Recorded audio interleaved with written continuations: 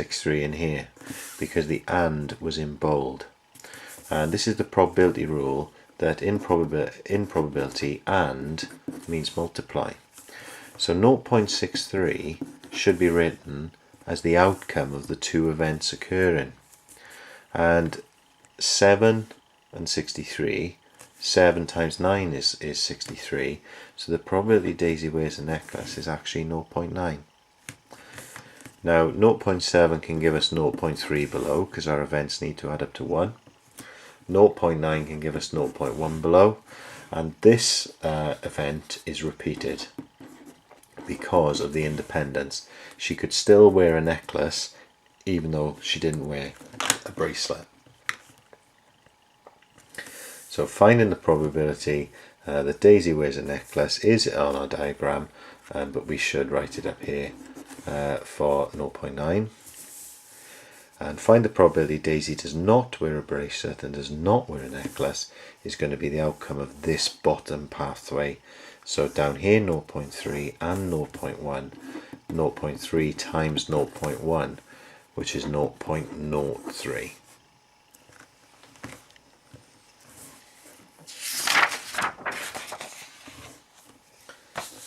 Our last question is on cumulative frequency. Zoom out a little bit. So we got the cumulative frequency diagram, illustrates the times in seconds 400 people took to unwrap a box containing a new computer. Now the graph goes all the way up to the edge of the graph paper, so 400 is our maximum, and I'm going to predict that at some point we're going to be talking about medians and interquartile ranges. So the median is at 200, the lower quartile at 100, and the upper quartile at 300. How many of these people unwrap the box in less than 10 seconds? Well, 10 seconds is here, so I move all the way up until I hit my curve, and I'm going to draw up with a ruler at 10 seconds. And I'm going to come across here. Now, quite a challenging scale. If I look at this part here, if this is 300, then this is 350. It means the 10 little squares represent 50, so one box equals 5. So from 200, 205, 210, 215, 220, 225, 225.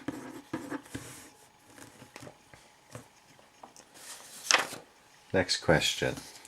What percentage of people took longer than 15 seconds to unwrap the box? I need to make a reading of 15 seconds first.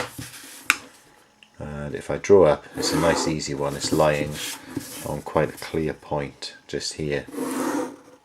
It takes me to that 350 that I marked on. Now, our trick here is that what a cumulative frequency diagram shows you is the amount of people up to that point. So the trick is the people who were longer, 15 to 20 seconds, are actually this last part of the curve, which moves between 350 and 400. So it's actually 50 people. 50 out of the 400 took longer than 15 seconds. If I want to turn that into a percentage, I need to make the fraction over 100. Now, whilst that's not an acceptable fraction with a decimal point, it does show me that that is 12.5%. And as predicted, find the median and the interquartile range of the times taken to unwrap the box. Well, the median line will be drawn across from 200. So I come across until I hit my curve. And then I draw down to here. Now, I haven't actually looked at my scale on the bottom yet, and this is quite hard again. I'm using 20 squares to represent 5. This one here is 2.5. So if 10 squares is 2.5, then 1 square is 0.25. A quarter is 4 squares for 1. So you can play around with it, put your little markings on, count every 4 squares if you like so. That is pretty tricky. The median is 2 squares less than the 10, which is 0.5. So our median value will be 9.5. See why this question is last. Quite challenging. For my interquartile range, I'm drawing at 100. I come down.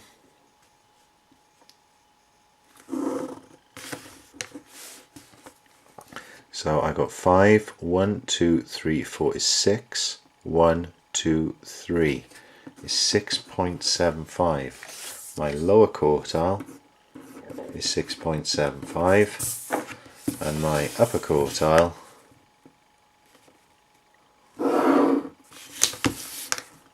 draw down is here. 12.5 is in the middle of 10 and 15, so I add on 1, 2, 3 again. That takes me to 13.25, and I need to take these two away to find my interquartile range. 6.5.